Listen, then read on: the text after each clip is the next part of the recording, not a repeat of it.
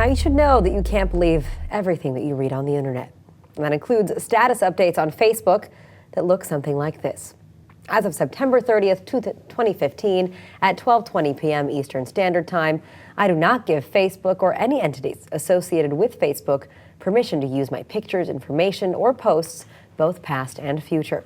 By this statement, I give notice to Facebook it is strictly forbidden to disclose, copy, distribute, or take any other action against me based on this profile, which is private and confidential information.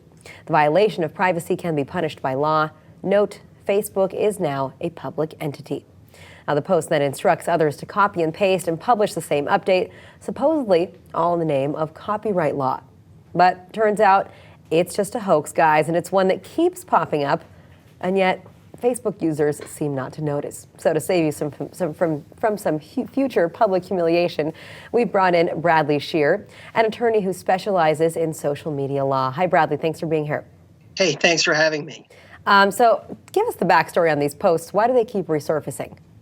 Well, they keep resurfacing because people keep falling for them. If people stopped believing these types of posts, then they wouldn't happen. I mean, I'll give you a quick example. I had a couple friends reach out to me over the last several days and say, hey, is this for real?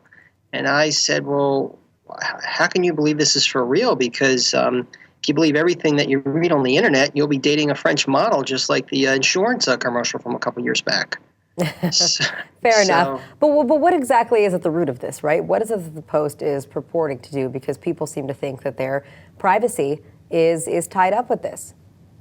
Well, that's the big question mark. I mean, because in general, a lot of internet hoaxes, what they come down to is either playful fun or if you click on a link, there's some malware that comes up and or potentially maybe some ransomware. So the big question mark is, why is this happening? Probably because people keep falling for it. And as long as people keep falling for something, the same joke will keep being repeated. It's the same thing that happens on the playground every day.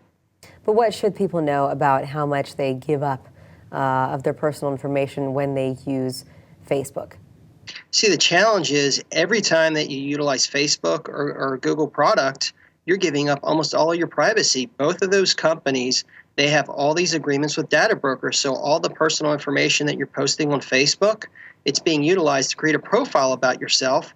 And that information is being used by potentially insurance companies and advertisers. So anytime that you use either Facebook or a Google-based platform such as Gmail, you're basically giving out your personal information for others to utilize and monetize.